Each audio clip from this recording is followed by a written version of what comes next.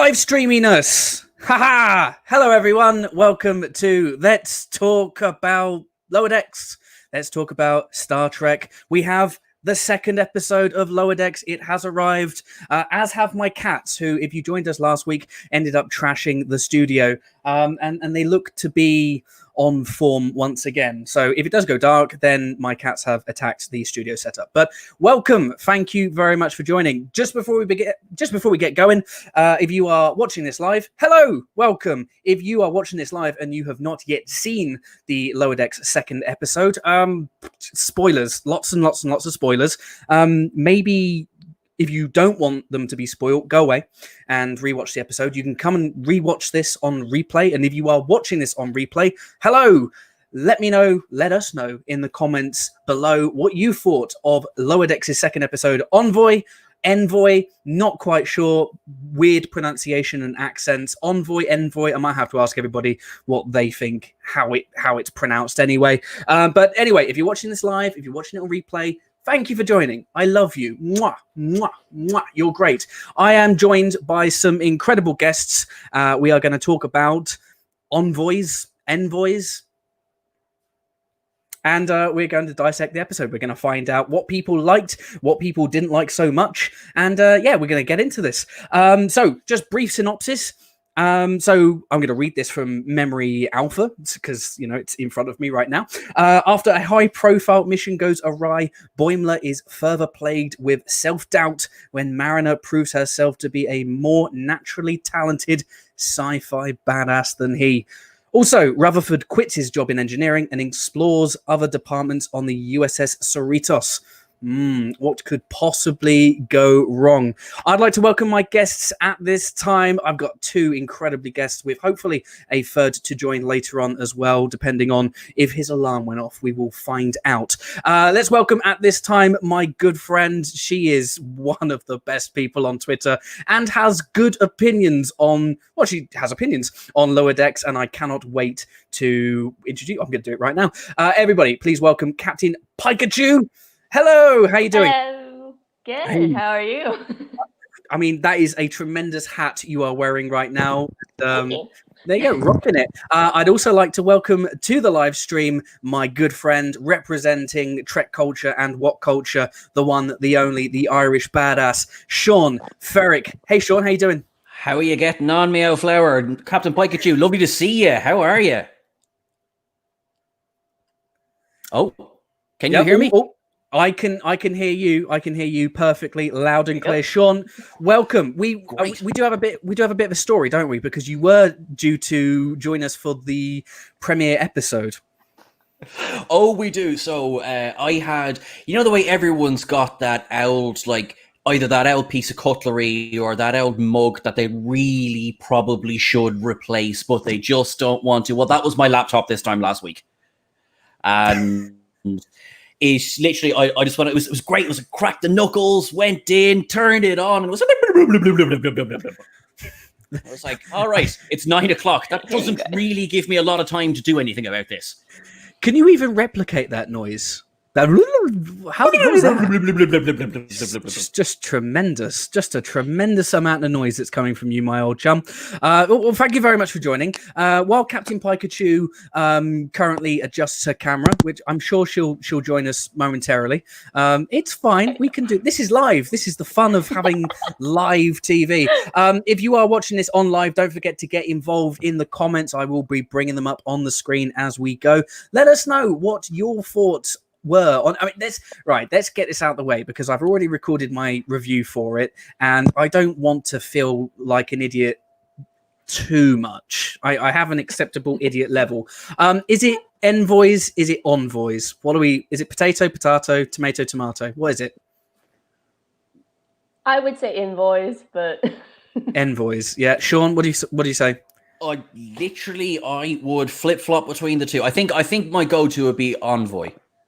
Yeah, because it's like envelope as well. It's like that's it exactly. It's hard, and when you're from just outside London and you must speak the Queen's English, it's all about envoy or envoy. Envoy is very royal. Yes. Let's just, you know what? Whatever you're going to call it. I mean, there's whatever you're going to call it, and let's just stick with it. I think I'm going to call it Envoys. But if you want to call it Envoys, you can call it Envoys. If you want to call it shit, you can call it shit. If you want to call it awesome, you can call it awesome. We're going to have a good time. Well, let's first of all let's get some thoughts. Captain Pikachu, what did you think about Envoys?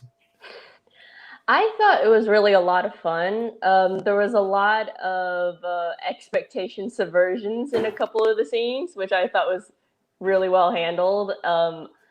I really like Boimler, just kind of that whole rant that he has at the towards the end, where he's just kind of slightly given up on life in Starfleet and the Federation. He wants to go work on a research asteroid, and Mariner's just looking at him like, oh, no, you can't do that.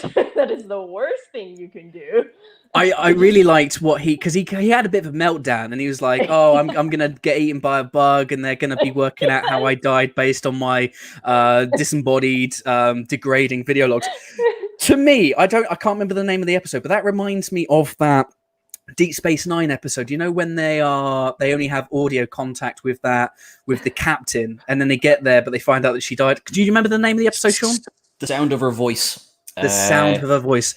I mean, obviously, but yeah, I kind of got sound of her voice. Yes, absolutely. I got vibes from that. That was really, really funny. And there was also, I think the thing that I took from that, and it's something that I mentioned in the first episode, is there's definitely a feeling of there's layers to this.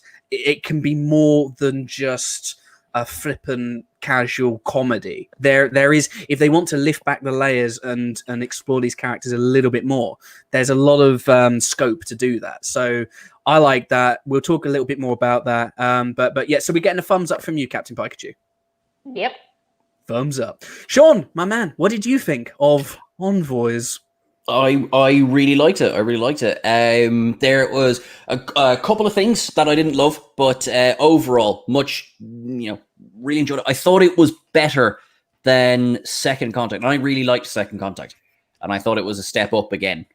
And I think kudos to whoever is in charge of, will we put a nod to the franchise here or there? Because my God, they were working overtime on this episode. Yeah, so I mean, one of my critiques of, I mean, it's not really like a critique. It's more of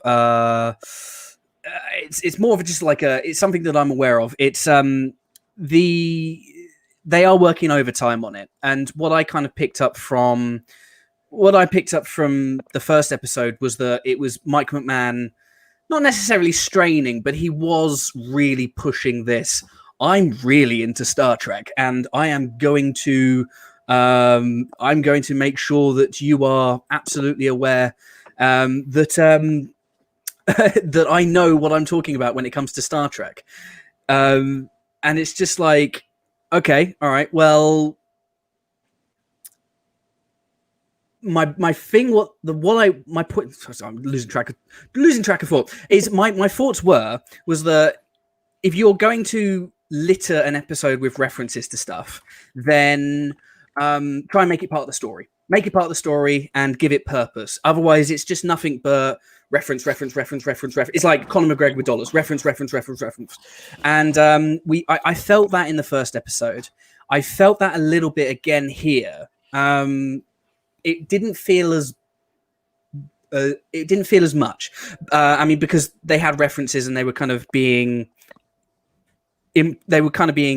added to the story. I've really badly explained this. I was trying to add Trek on the Tube to this live stream and do, the thing is with blokes is we definitely cannot do two things at once. We cannot.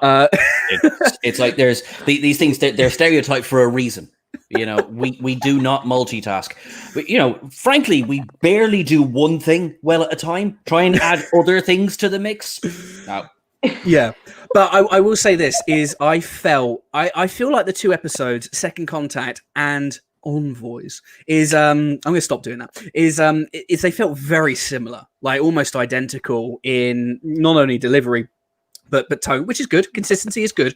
But these two episodes felt very, very similar, which I'm not saying it's a bad thing, but they're very difficult to distinguish. And you watch my review later, and I'm just like, Yeah, more of the same thing. If you didn't like Lower Decks based on what you saw here, based on what you saw in Second Contact, you're not going to enjoy this. So, and if you didn't enjoy it, then how can you not like a comedy? Anyway, it's fine. Look, at this time, I'm going to shut up for a second. I do want to bring in my good friend. He's Trek on the Tube, Sean, aka Trek on the Tube. He's late, but he's late because there is something wrong with Twitter. There is something wrong, and we're going to get into it right now. So please welcome to Let's Talk About Lower Decks, Totty. Totty? Why Totty? Because people are calling me that. I think they got fed up with calling me Trick on the Tube. It was too long. I mean, people are calling me Toddy now. I don't know, anything hot toddy? No? Yeah, There you yeah. go. I mean, yeah. There we go. Welcome. The thing is Hello, everyone.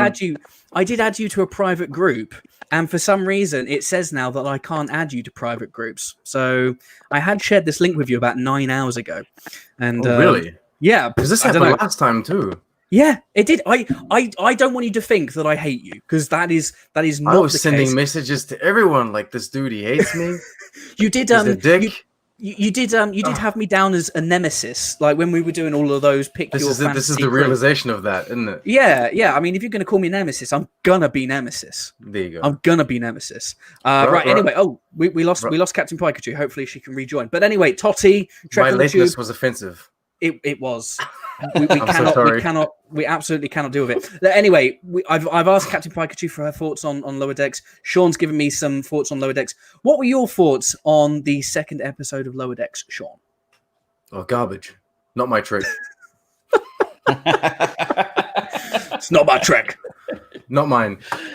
Look, I loved it. I'm a fan of the show. I mean, I've been a fan of the show just from its conception. And yeah, I think I still can't figure out whether I like this one or the other one or the first one best, because they are very different, I feel. But I like them both. So you found it very different then? That's really interesting. Yeah. It's the same style of show, but I think the delivery was very different. The first one is in your face, right? It's like all of these very simple jokes that are kind of thrown at you, and it's very dynamic because it wants to make I suppose an impressive first impression. Whereas this one I felt was more character driven, and it had some more like emotional moments, and I feel like all of the like in your face comedy was kind of put to the side a bit to to kind of give room for the character's growth, I think. I think that's something that you're always going to find when you have that first episode, because the first episode is introduce the characters, introduce the setting, introduce the storyline. This is very aggressive. And the second episode is given a little bit more room to breathe, perhaps. In that regard, yeah, I do see where you're coming from. I do feel like the tone's very, very consistent. Like, it's madcap, odd couples in space. And in that regard, tonally, very, very similar. But again, it's a comedy. It's 10 episodes. I guess we're gonna have that, aren't we? And you would probably expect that with a limited run comedy. But yeah, I mean, so right. Here's a good question. What I mean by tonally different, I'm gonna interrupt, is when you go into the next generation. When you go into the next generation, all of the next generation has the same vibe or the same feel to it, right? But there are very different episodes tonally, because you have like one episode is like a trial episode, the other episode is like an action adventure on some sort of planet surface. Maybe there's like a survival episode, you know what I mean? And even if you have an overall feel, like each episode has its own kind of genre or aesthetic to it, I guess. And that's what I meant by this one. This one it has a general feel, like you say. And if you don't enjoy this one, then I feel like you probably won't enjoy the first, and vice versa. But each episode is kind of its unique little piece of that overall cake. All right, let's get into this though, because like honestly, right, I'm not trying to bait anybody here. I'm not trying to cause any arguments, right? Okay, but how can you not like this show? It's so like it's so harmless, and it's just so cute and not out to cause division. If anything, it's going out of its way to appeal to the fans that hate Discovery and nihilistic Picard. It's kind, yeah, absolutely. Guys, I mean, Sean, how can you hate Which one? Show? Which one? Oh, I mean, you're Totty. You're Totty. Your name's Totty. Fair Go enough. with the screen name.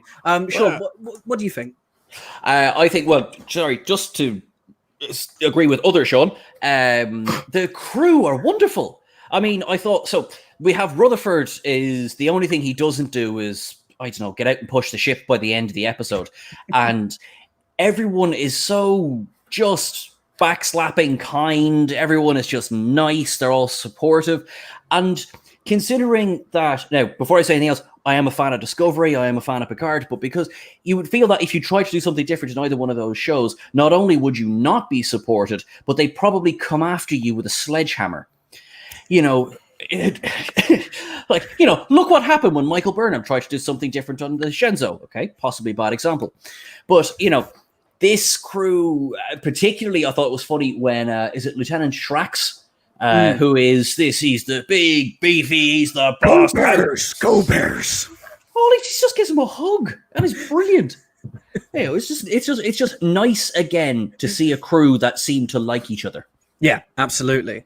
Captain, what were your thoughts? I mean, in terms of how can you? Let's try and see it from the other side for a second. Like, I mean, how can you hate this? Captain Pikachu, are you there? No, let's script forward. She's become frozen in rage. It's the question has literally made her go, wait, people hate this? She can't. People hate this? Like, I have no answer. That's it. Doomcock made like a 3-hour documentary about how this is just the worst show of all time. It was like, okay, all right. That's impressive after one episode. I know. 2 now, yeah. Totty, Trek on the Tube. Come on, like, I mean, can you see it from the other side? I can try. I can really try. Like I can try, and what I can do is I can find the minor flaws that I have with it, and maybe try and like exaggerate them to an extent where it just kills me. But it's not something that's realistic. I mean, they speak like I speak to you, and that's different from Star Trek, and it bugs me in Picard, and it bugs me in Discovery. And I guess it kind of bugs me here, but I feel like here it makes more sense somehow. And they do make an effort to have Ransom, First Officer, speak correctly when he's, you know, talking to like official representatives of aliens, and he talks to the captain, and then he changes the way he speaks to these other officers. So even if I try to kind of say, oh, that's one argument, then I guess, I mean, hey, look.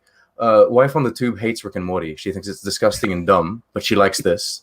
And my mother, which is a 50-year-old plus feminist old school Trekkie, she hates Discovery, she hates Picard, and she liked this. So, okay. What do you want me to say? Like, I don't know. Maybe people don't like nice people. Maybe, I don't know. I think you've got. I mean, we discussed this in the last episode, the first episode of Let's Talk About Lower Decks, and the language and the way people talk to each other. Yeah, I mean, it's definitely contemporary speak. You know, like, hey, second contact, bro, chest pump, and like, hey, man, what's going on? And it's just like, okay, that's how they. I mean, the thing is, it's comedy. So it's going to have that kind of casual approach to it. But you just nailed it. Like, you know, Ransom did kind of speak with this diplomatic tone and, you know, change the way he spoke. I will say this, that for me, Rutherford is probably the closest we've got to like that old pure Trekkian character. Like, I know he's had kind of moments where his cyborg implant has kind of gone, but he's got the optimism, and he's very kind of innocuous. It's just like, you know, he's, you know, do you know what I'm saying? He's kind of, yes. He seems the closest to a Star Trek, an old school Star Trek character that we've got before. Well, what's interesting is we're following 4 very eccentric characters. If you take the time to observe everyone else in the background, all of these other officers, they've all got those very straight faces, and they're very unimpressed by everyone. Like when Boimler comes in, dudes, I'm going on a way mission. They're all like, yeah, I've got to do this scan. Like? Yeah, you know what I mean? They're all very normal Starfleet officers from the TNG era. We're following 4 kind of ridiculous people, and they are ridiculous together. Like if I'm ridiculous, then my friends will be ridiculous, right? Yeah, definitely. So it makes sense. It does. Absolutely. Let's talk about things that perhaps we did. We'll talk more about what we did like, because there's a lot to unpack. I mean, I feel like the tone has been set. Like the expectations have been set that each 23 minutes is going to be so frantic, and we're going to be pausing every 4 seconds trying to pick up on all these references and all these things in the background. It's a smorgasbord of references to enjoy. It makes each my and every week. reviews as long as the episodes. Yeah, absolutely. Right, but let's talk about potentially some of the things that we didn't enjoy so much. Sean, was there anything here that you could take it or leave it? So what I didn't like, there's two bits of the episode that I was just like, no, sorry, 3. Rage. No. Right, I didn't like first of all, absolutely, yeah, cancel culture. And I did get called out a bit for this. I get that it's a comedy. I get that it's irreverent. I get that it's silly. An alien being flies onto the ship and they just don't bother telling anyone. That makes sense, though. Might be worth a mention, though. Might be like, this is obviously shields mean nothing. Straight up through the hull, that's grand, but it can do wishes. Oh, that's great. That's fine. Even though it's clearly like we've seen this being or something like it before. Deanna Troi had a pretty bad time when this thing got onto the Enterprise. Ian Andrew Troi, never forget. Press F for respects. My God. But, considering that this thing can, I want to be slightly delicate, impregnate a lady without her permission, might be worth a mention to security. Just a thought. Might want to bring that up to Drex or whatever his name is and kind of be like, hey, problematic alien on board. Might want to scan the ship. Might be worth just kind of having a look at that. But I did get this nice new tricorder. Which I love. So what I noticed about that as well, and it's there, and I think a lot of people would miss it because it seems to me like the cold open of each show is going to be is not going to have much bearing on each episode. But that alien creature did fly into the captain. Yeah, I think we're seeing whether there's one arc or whether Freeman will now have a couple of episodes of madness or whatever. I think we saw in the teaser for next week that it possibly might be addressed. I like that. I like because I think now, obviously, I'd love to hear what you think of this as well. I think we all, when we were watching DS9, we were delighted to get serialized storytelling. We were loving it. We got a little bit of it in Voyager, not very much. We got a whole season of it in Enterprise. And we started to kind of eat our words a little bit. And, Discovery is, it's 2 long episodes split across 2 years. And Picard, same, it's a 10-hour movie. This is nice just to kind of have a go, we can come up for air again. Yes, yeah. What do you guys think of it? We got Captain Pikachu back. Captain Pikachu, what do you think? Technical issues. It's fine. My computer is dying. My phone is dying. I'm trying to jump back and forth between it. It's just everything has died. It's not a live stream without technical issues. Don't worry. Sean knew all about that last week, and Totty keeps getting denied access to these live streams too. So don't worry about it. What do you think about Sean's point of the idea of this being a nice kind of deviation away from the serialized storytelling? You a fan of it? Yeah. I mean, I always felt like, the more Star Trek shows that we get to have down the line, the more variety we get to have because, I think it's good to have serialized stories. It's good to have episodic stories. It's good to have something that have both, I don't think it has to be one thing. So I think it's, I think it's quite fun to have all sorts of different types of Star Trek shows. And I think that's kind of the magic of having whatever, 6, 7, 8 different Star Trek shows that we have now.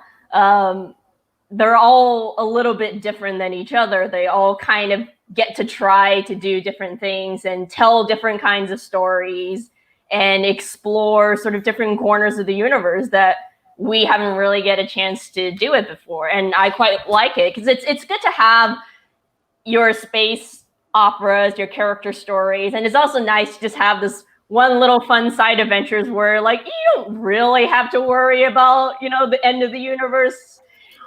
It's nice to have those really low stakes, isn't it? Every now and again. And it's quite nice where they just kind of deal with very human problems, like, oh my god, do I have to like change jobs to go hang out with people? You know, that's like something that you deal with normally. Where you're like, yeah, maybe I could change my career path and do something else, and you know, maybe tackle some glowing trans-dimensional alien being or something like that. You know, I just think it's really fun. You know, you can kind of do whatever you want and just sort of have fun like normal people. Because, you know, I feel like one of the things I've missed in a lot of Star Trek shows and in a lot of Federation-focused shows is just sometimes people don't kind of relax. And they're kind of like, you know, it's kind of like what Mariner, I think, was saying earlier, like, how senior officers are kind of overrated and they're always just yelling about directives and stuff. And it's quite true. You know, that's kind of what they do. And everything is quite serious. So it's kind of nice to just kind of hang out with the people whose jobs are not like, oh my God, we have to fight the Borg. There's the end of the universe. We must save everybody. And they're just kind of like, oh, okay, what's the big trouble? Oh, yeah, I have to go find a new job. Or, oh no, this one Klingon that I'm hanging out with has decided to run off and get drunk. It's quite nice. It is nice. It's like Sean said. It is like coming up for air. It's just pleasant. It's kind of, you know, to quote our good friend who's not here, Gary from Trekker Prize. It's that warm blanket. It kind of takes us back to, you know, that nicer, you know, the world isn't about to be blown up by AI with tentacles. It's not the world, the universe, the whole universe. It's a nice balance, I think. It's a nice balance for sure. Going back to what we were talking about, because we were kind of going, what didn't you like about the episode? And we'll get back to you, Captain Pikachu, but it looks like the connection's stable again. Don't change any settings at all. Stay there. Don't go anywhere. I'm tired of playing peekaboo, as our friend Old Shark said. Totty, what didn't you dig so much about Envoys? Very small things. I didn't like the reference to Section 31. I thought that was maybe a joke that they didn't need to put in because they didn't need to know about Section 31. It's just small things like that. I didn't like the Starfleet officer saying the F word at the end. I don't think it's necessary, especially in that scene. That's the kind of small things. That's all it is. The whole alien being thing at the beginning of the episode, that didn't bug me too much because I imagine that this kind of stuff does happen. Like, we would like to imagine that all Starfleet officers are the best, but I imagine that sometimes, like, if you're on a damn vessel and some sort of alien fruit pops up and then disappears, you have to report that. You have to make a whole report. It's going to take hours. What the paperwork?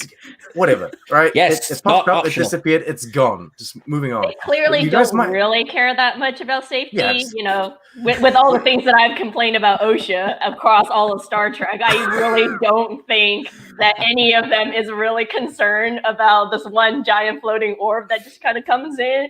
I mean, they gave Khan access to their entire computer database, and he was like a genocidal maniac. So, what's this bull gonna do? No, it's like, I feel like it depends on who you're dealing with. Rutherford probably would have reported it. He would have been, oh, what's this? Boimler would have been freaked out, right? It was, oh my God, it's like a floating ball. Rutherford would have liked reporting it as well. He'd been like, oh, paperwork, that's great. He would have been super happy about it. On my official report. Anyway, but you guys might be right. I in my mind, the ball just disappeared when it hit the captain. Maybe it went in the captain, and Paul Freeman's going to be impregnated as well. Return of the Ian. I don't know what. Yeah, that's pretty much what I didn't like. There's not much I didn't really enjoy.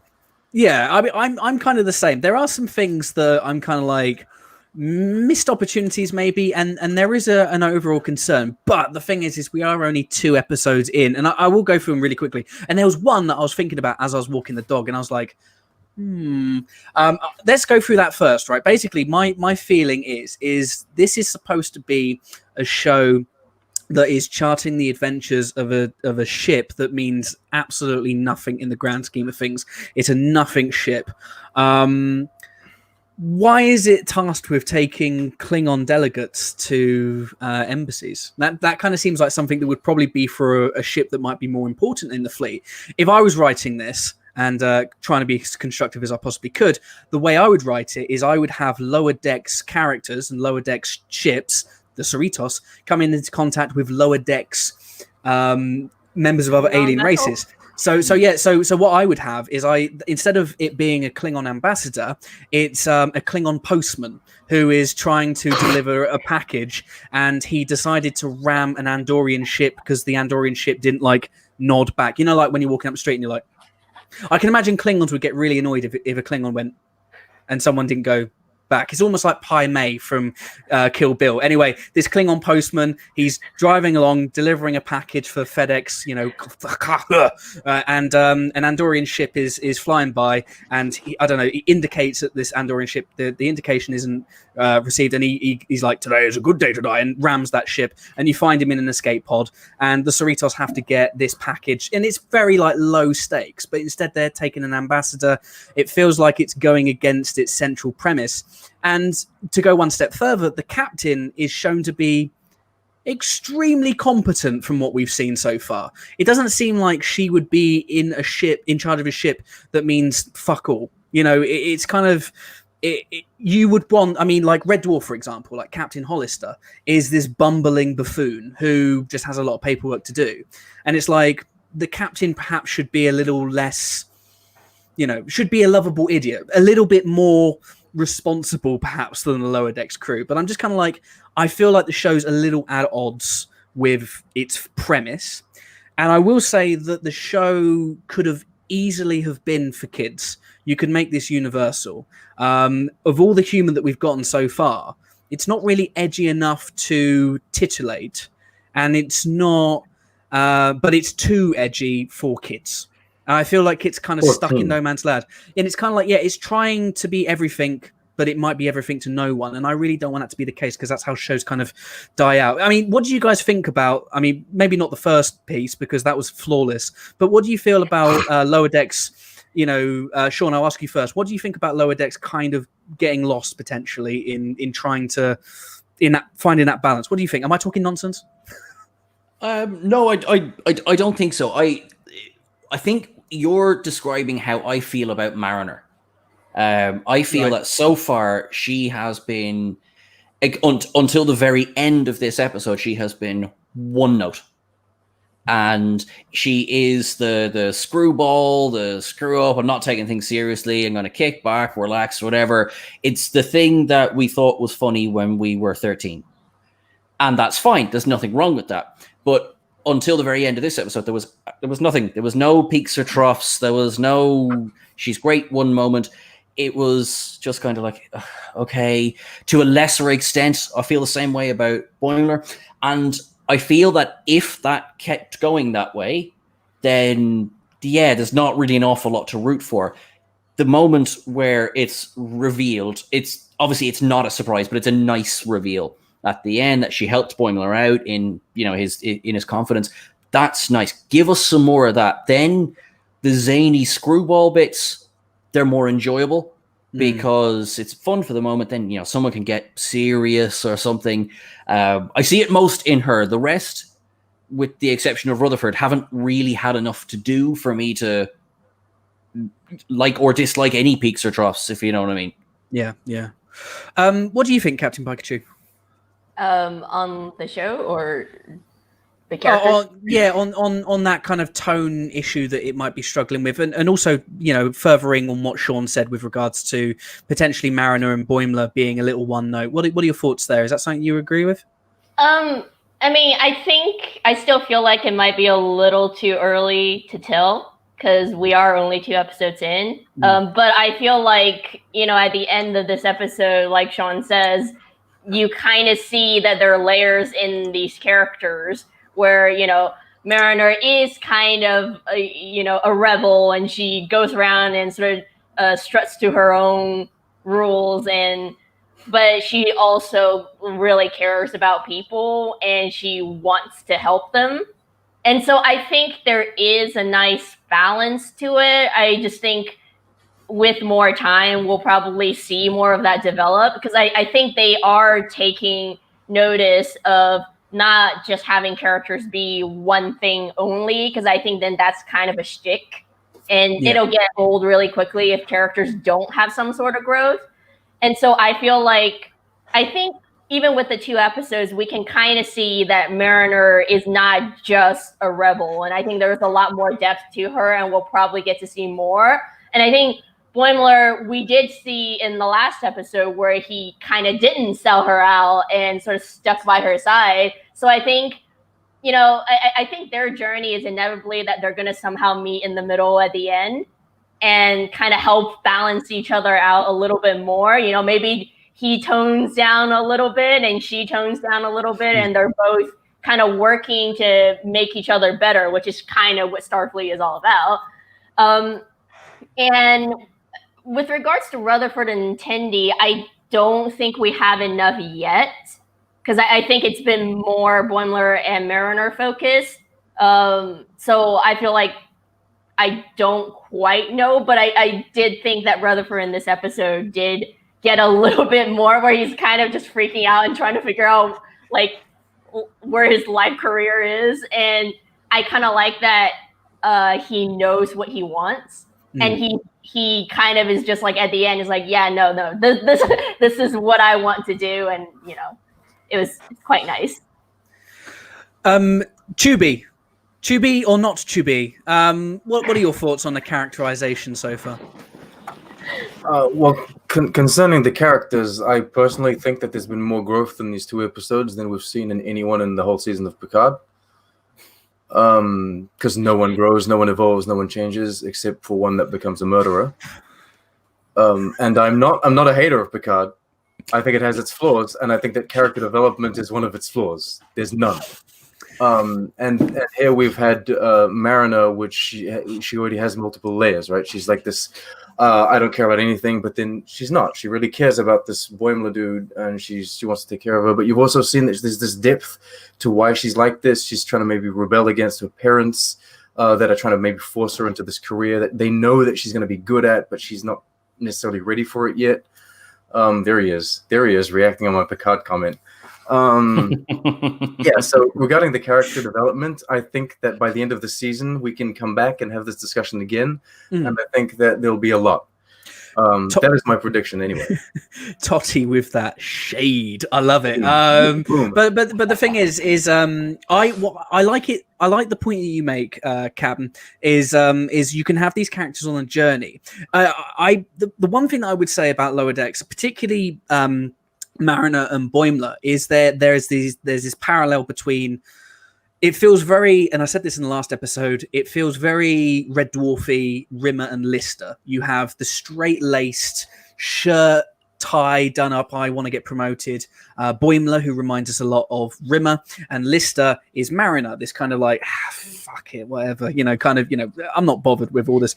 Very, very similar. And there's also the dynamic where Mariner is very much the Rick Sanchez of this, this kind of perfectly imperfect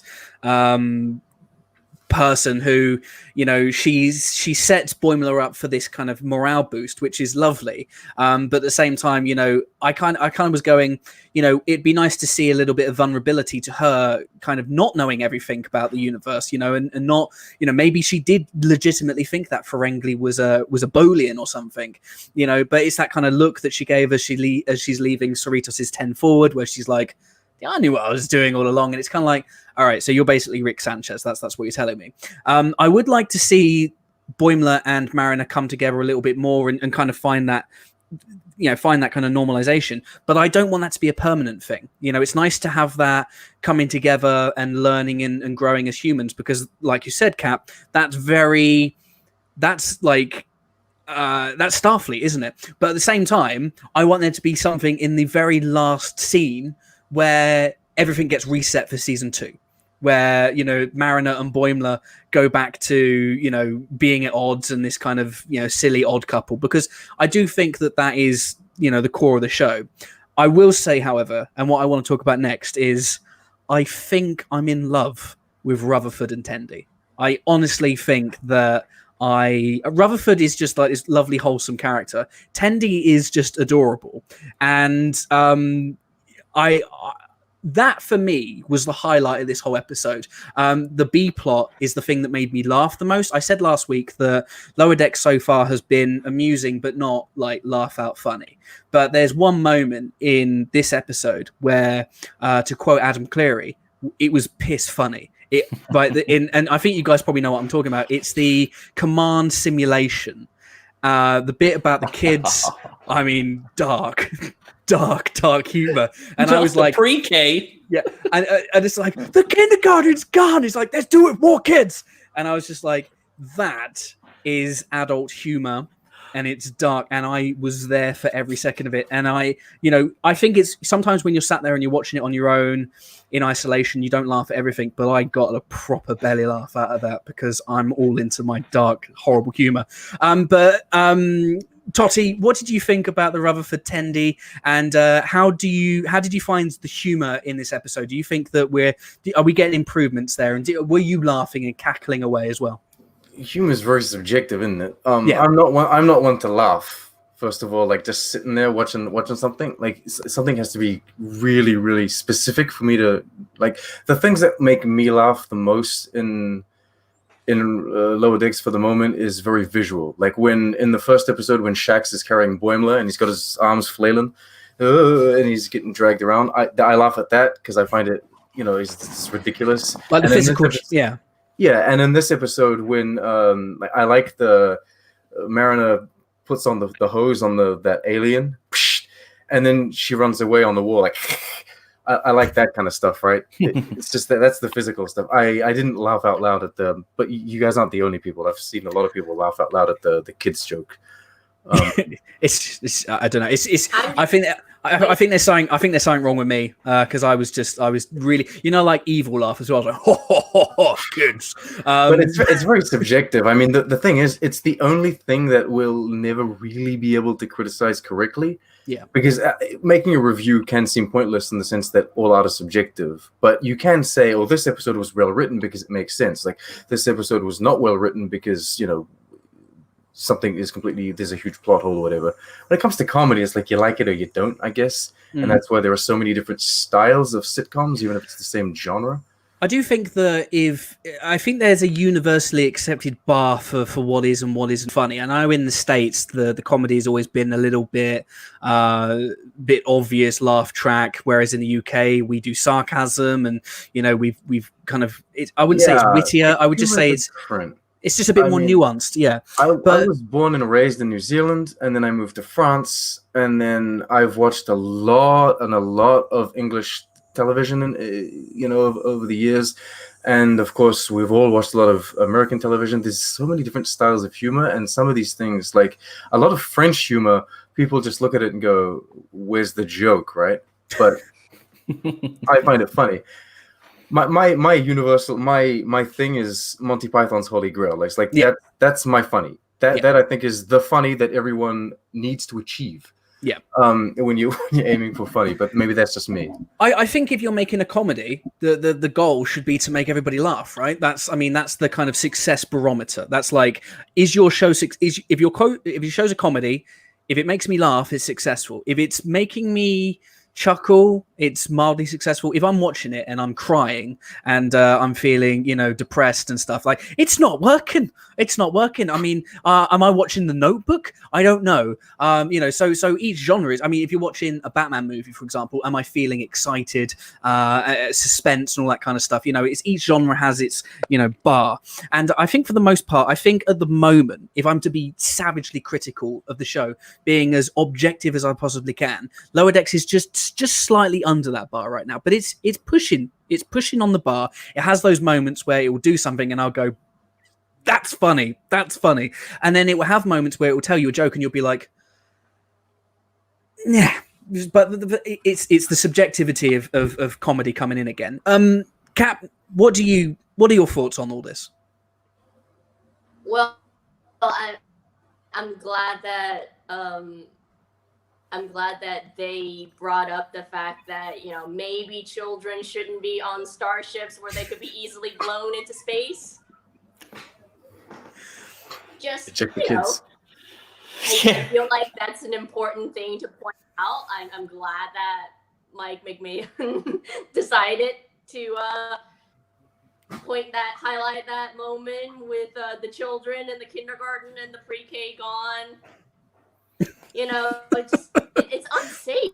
I don't know why they decided to have children traveling in space. It makes no sense to me. I mean, I get it. You want families together, but it's like on the Enterprise, you know, where it's like, oh, great, there's a Borg invasion. Oh no, we've lost her. She was making a really good point. We'll get her back in a second. Yeah, it was pretty good. Lost her to the Borg. Poor Captain Pikachu. She's having massive issues today, but really enjoying her input so far. Sean, let's talk about the humor. So what are your thoughts? I mean, do you agree with what I'm saying? Do you agree with what Totti's saying or Chubby Looby? What are your thoughts with regards to the show's humor? Chubby Looby. Looby. Oh my god. Chubby Looby. I'm sticking with Toddy. I mean, this is Lower Decks discussion, so we can go a little blue, I guess. I guess, yeah. In terms of the humor, no, there's a couple of bits so far where I've gone properly. That's funny. I've enjoyed that. That's very good. But at the same time, some of the, and again, poor Mariner. Mariner's the worst example of this. I feel it's a bit much. It's a bit like, you know, here's the opening, here's a bunch of jokes, and here's a slingshot. And we're just going to see what sticks and what doesn't. And sometimes it's just a little bit much. It's a bit like Homer's makeup shotgun. It's very like that, yeah. Maybe people don't want to get shot in the face. When I tell them to like. I agree with you though. So far, Rutherford's story has been my favorite so far. That's just been lovely. It's just nice. Not to make everybody sad, but I think that there is a chance that there might have been something bad happen to him, and I think there's some sort of agoraphobia or something going on. That's why he wants to get back in the Jeffries tube.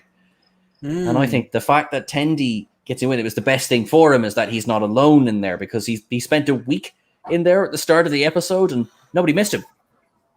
Yeah. Well, the thing is, the whole Tendi thing. I will say this: I would like to see more of her in the next episode. We didn't really get much of her, and she's more of a plot device for Rutherford to do all this stuff so he can spend time with her. I'm sure the show will go and flesh her out. She seems to be the breakout popular character in the community, which, from what I can see, a lot of people are trying to call their pets Tendi, and I mean, she's a fashionable character, and she's green, which is apparently great and a prerequisite for a successful character in Star Trek. But I really want to see in any franchise for sure. I want to see more of Tendi, but Rutherford, yeah, it's really interesting that you raised that. Is again going back to the layers, the levels that you can go if they want to go a little bit more dramatic, a la Orville, or just a la a comedy with some dramatic elements. It's there. And I like the fact that the show has those kind of dramatic foundations too. So yeah, I'm happy. I'm happy with that.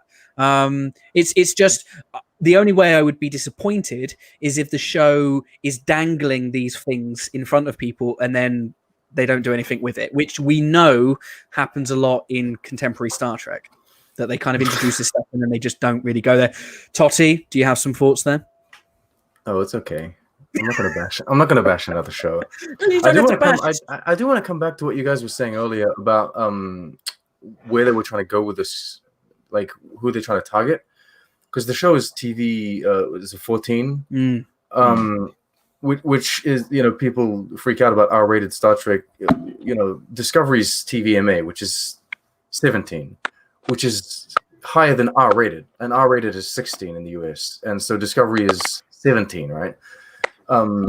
So this is 14, and it's clearly made for teenagers. Like this isn't made for people that are 40. Like you can watch it and enjoy it if you're 45. I suppose you can sit around and watch it and not understand everything that's going on if you're 7. But I wouldn't have if I had a 7-year-old daughter, I wouldn't have her watch this. But this is clearly aimed at the people that like Rick and Morty, which are like maybe early preteens to teenagers and young adults. That's who it's made for. It's the people that go out and buy Szechuan sauce frantically, right? That's who it's made for. And Mike McMahon and his team are bringing more of the mature Star Trek elements to it so that we can all appreciate it. And I think that's a very delicate balance. And honestly, so far, I think they've done a very good job balancing that. But I mean, there are so many people at my job that don't give two shits about Star Trek. Yeah. But they're all aware that Lower Decks exists, and they're watching it. It's because you won't shut up about it. No, not even. I talk about it to my team, but then to the people that work with me directly. But then they're like, "Oh, my brother downloaded it, or my brother, went onto their whatever Crave account and started watching it themselves." And I was like, "Oh, really? All of these people are watching this show, and they don't care about Star Trek. They don't even care about knowing more about the universe. They're like, this is a fun show, like I'm watching Rick and Morty or Solar Opposites of Final Space." Can I just quickly bring up something? I've put it on the screen. I do not believe that Starfleet Boy is 42 years old. I know. You think he's 28, right? He's not 42. He is. He's not. He's Piss like off. a million years old. No. Yes.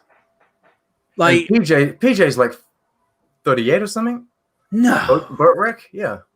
No. I chill with old guys. No. 42, Starfleet Boy. You need to revise your name, Starfleet OAP. I think. My We'll word. have no ageism here. 42 is a great number, by the way, as Captain Pikachu is saying. I don't believe you, Father. I don't believe you. You are not 54. Go away. And Starfleet Boy is Elorian. Maybe he's a good listener for sure. Oh, that makes sense now. Right. Okay, guys. I'm 5. I need to get Captain Pikachu before the internet goes again. But look, I think that your persistence has been amazing. Thank you so much for staying with us for this entire thing. We will get you back in again, not only because you have the best headwear, but you're a wonderful discussionist and you've got some wonderful opinions, and it's been a real pleasure having you on the show. But before the internet goes and you drop out, what would you give Lower Decks' Envoys a star rating out of 5? What would you give it out of 5? I would say probably a 4 or a 4.5. I would say I think it's pretty good. I mean, there wasn't really anything that I felt like that I didn't like. And there wasn't really anything that, I mean, I think maybe, I think the shows might be a little bit fast, but I like fast talking, so it works for me. But I feel like maybe it doesn't work for everybody. So I might take it down half a point for that. But for the most part, I was having fun. I mean, comedies usually aren't things that I enjoy for the most part, which is why I don't watch a lot of like comedy-based shows. It's just like I generally don't like to laugh at things when I know it's trying to make me laugh. And I think a lot of sitcoms in American TV is kind of just sort of slapstick comedy that are purposely trying to make you laugh, but it's also not very funny. And so I like it when there's a bit of like a drama comedy mix and it sort of comes from a circumstance rather than people just trying to be funny. And I feel like Lower Decks is more of a dramedy in a sense. It's kind of a combining the two. It's having fun, but it's also not like trying to be like, oh, I'm really, really, really, really, really, really funny. It's just kind of like, yeah, we're in this sort of weird thing. It's Star Trek. The world is weird. We got aliens floating about, you know. The world is weird. It's like watching the animated series, but, you know, slightly more grounded than the animated series, I would say. But the world is pretty weird. I mean, we had, you know, green hands in space, Abe Lincoln, and all sorts of weird things. So I feel like it works with that kind of like quirky, strange humor where things are just kind of a bit strange. The world is not quite like ours, and you get to have fun in it. So I feel like 4.5. 4.5 it is. Well, Totty, before we do go, I mean, you were quite happy about a certain thing that this show did do. I believe there was a first sight of a certain alien race for about 50 years. Do you want to talk about it quickly? And then give us what you would give the show, this week's show, out of 5 stars? Which alien are you referring to specifically? Come on. You're a big animated series fan. Come on. Are you talking about the shapeshifter or the bird? Because we got them both. Is there 2? I thought it was just the one. 2. Well, there's one. There's and I forget the name because the name is probably the Vendorians, right? Vendorians, that's it. Which is the shapeshifter one, which is the Yeah, guy, the one that looks like a shapeshifter that impersonates Kirk and what have you. But we also got those the bird space bird. Aurelians. Yeah, that's it. Aurelians. There's one called Score in the animated series, and we got to see one of them from very far away, like in one of those high shots of the Klingon district. I'm so happy about that. Another reason to rewatch the show. I feel like I fight people on this all the time. The animated series is canon. People, stop saying it's not. It has been so since 2007. Now it is. It is canon now. Yeah. Discovery referenced it. Picard references it. The Kelvin timeline references it. This references it. And I know that people don't consider everything I just said to be real Star Trek, but grow up. It is. And so, I'm just so happy to see the animated series. Akiva Goldsman said, I think, in an interview that the animated series is canon. So, the man's making Star Trek. I need a crossover between Lower Decks and the animated series, but with the animated series style. That would be brilliant. Picture for the animated series. Like they go back into the past, like the Deep Space Nine episode. They go back and it's the original series kind of style. They go back to the past and it's like the animated series. We'd have to rename you to Happy Explosion on the Tube because you I don't know how you'd abbreviate that, but no, absolutely. I'd go one further. I would actually say, I mean, all these books I have on my shelf, anything that ever gets published, anything that ever gets put on the screen, I consider it to be canon. I don't know why there's this whole canon, not canon thing. If it's in the Star Trek universe, my opinion anyway, is it's canon. And I've always been a believer that the animated series is canon. Why wouldn't it be canon?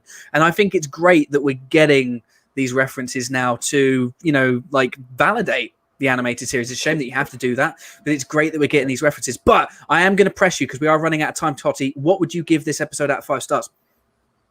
I think it's absolute garbage. I give it a 4 out of 5. I mean, that's high praise for garbage. Sean, Mr. Ferrick, what were your closing remarks for Envoys, and what would you give it out of 5? Right, straight to the end, I give it 4 out of 5 as well. The only things that didn't like, I've already talked about, so talk about the good. I liked the animated series references, of course. Also, there was a lovely little nod to Voyage Home. One of the aliens that was in Voyage Home, the Ariolos. It's a very important O instead of an A. The Centaurs, basically, same overhead shot that we see the Aurelian. Did I pick up on that myself? No, I absolutely did not. I did see it on a list later on, but you know what? I appreciate that. And I love that, just attention to detail. The place where they're selling the guns, it's written in Klingon above it, Arsenal. The place where they're selling Gak, it's written in Klingon above it, Gak. Did I translate out a line? Yes, I did. But I mean, to agree with you, like this, we're not going to solve the argument of what's canon and what isn't here. I think at the end of the day, it's fantasy story. If you like it, you like it. If you don't, you don't. Pick the bits you like. I don't know. I'm going to get myself in trouble now. It's like the Bible. Pick and choose the bits you like. Anyway, make a 3-hour video about how certain passages are false. I'm the Jonah Hill gif right now. I'm like, I don't want to lose all my subs. I've only got 243, so please. Oh, before we do go, Galactic Dave, hello. I mean, you need to call yourself Galactic Dave more. Welcome. We're about to go. I would give this show probably 3.5 stars, but no one cares about my thoughts because I've been joined by some incredible guests. Captain Pikachu, Sean from Trek on the Tube, absolute legend of Totty, and my good friend, the Irish sensation, Sean Ferrick. Thank you so much for joining me. Before we do go, where can you be found on the interwebs for people that want to argue about Lower Decks? Captain Pikachu, where can you be found? I am at Her Pika Highness. Fantastic. Totty, where can you be found?